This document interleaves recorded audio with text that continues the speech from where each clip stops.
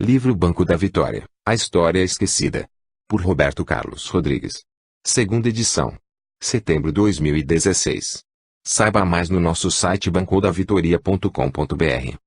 Capítulo 12. Ferdinand Freyer von Steger-Musinger, o Barão de Banco da Vitória. Uma das personagens mais marcantes da história de Banco da Vitória foi o suíço Ferdinand Freyer von Steger-Musinger ou Fernando de Steger, como era conhecido entre os moradores do sul da Bahia, 1825 a 1887. Steger viveu a maior parte da sua vida na Fazenda Vitória, 41 anos.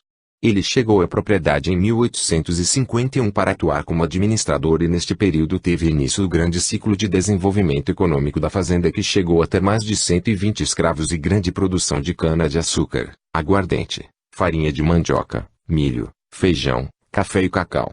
Nessa propriedade também funcionava uma grande serraria. Ferdinand Steger foi o último administrador da propriedade do seu tio por parte de mãe, Gabriel von May. Ferdinand Freyer von Steger nasceu em Murten, na Suíça em 15 de julho de 1825.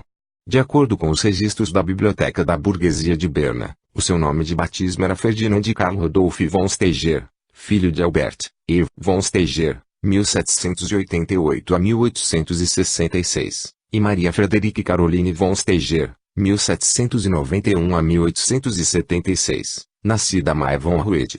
O seu pai era um barão oriundo de uma das famílias da nobreza hereditária de Berna do antigo regime. Seu pai era também coronel das tropas de Nápoles. Na sua juventude Ferdinand foi cadete da Academia Militar de Berlim.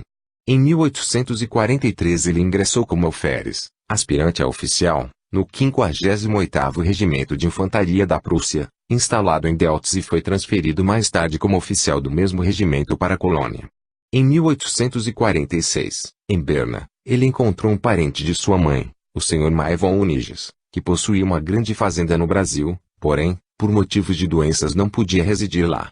Steger aceitou a proposta de administrar a propriedade no Brasil, pediu baixa do regimento militar e veio para o sul da Bahia. Ferdinand chegou em Ilhéus em 1846, com apenas 21 anos de idade e cheio de planos para revolucionar a agricultura da região. No ano de 1851 ele já administrava os plântios da fazenda.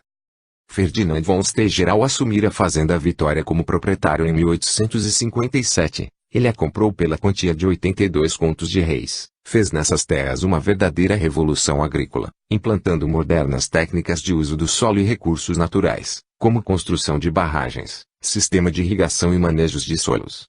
Steger administrou a Fazenda da Vitória até a sua morte, que ocorreu no ano anterior ao da abolição da escravatura. Em cartas enviadas aos parentes na Europa, Steger referia-se à localidade de Banco da Vitória como Vitória. Contudo, nos documentos de envio e recebimento de produtos para sua propriedade constavam o endereço de Banco da Fazenda Vitória. Fonte: Coletoria de Impostos de Ilhéus, 1868. O arquiduque Ferdinand Maximiliano von Habsburg, irmão do imperador da Áustria Franz Joseph I, quando visitou por 7 dias a propriedade de Steger em 17 de janeiro de 1860, disse haver uma placa de madeira em um ancoradouro do arraial do banco, com as palavras Porto da Vitória. Mato Virgem, 2010, página 99. O arquiduque Ferdinand Maximilian von Habsburg, que fez diversas andanças pelas terras da fazenda de Steger, publicou depois, no ano de 1864 o livro Mato Virgem. Este livro, por sinal, é uma grande fonte de informações sobre os hábitos dos moradores de Banco da Vitória e os escravos da Fazenda Vitória, bem como excelentes relatos da fauna e flora local. No seu livro Mato Virgem, Maximilian descreveu Ferdinand von Steger da seguinte forma: um homem por inteiro, da mais pura gema, uma figura marcante que mostra seu caráter logo à primeira vista.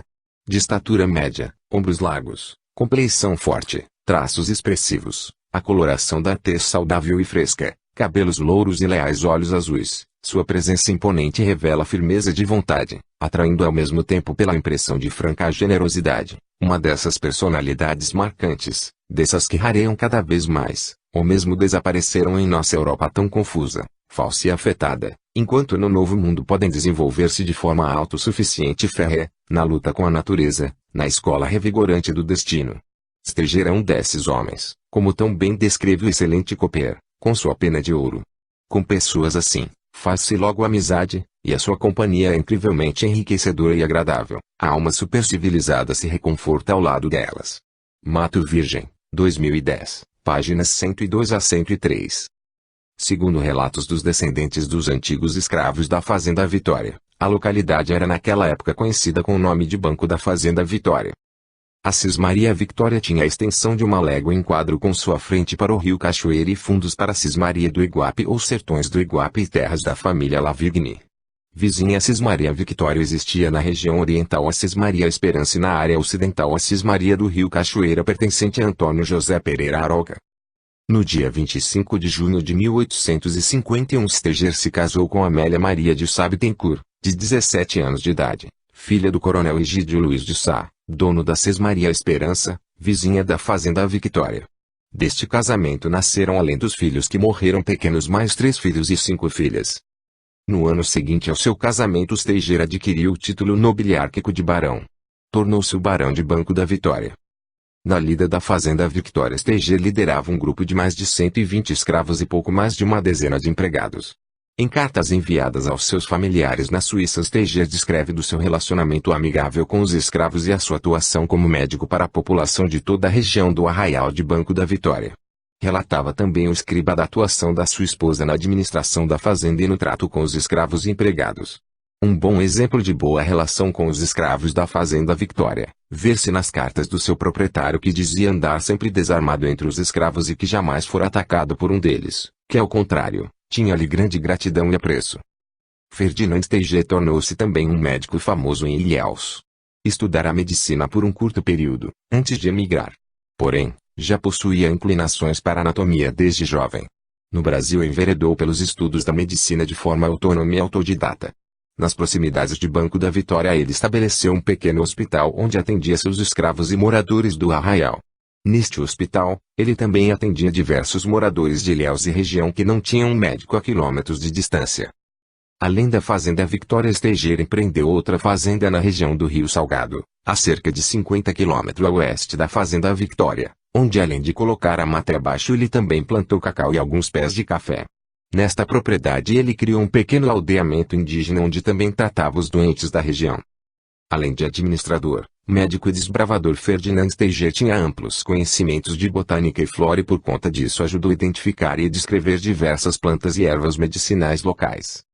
Durante a gestão de Steger diante da Fazenda Victória, quem atormentava a região eram os índios botocudos. Segundo as missivas de Steger, para conviver com os íncolas ele costumava depositar comidas, roupas, aguardente e açúcar em locais de trânsitos destes indígenas e por conta disso ele tinha uma relação amistosa com os íncolas.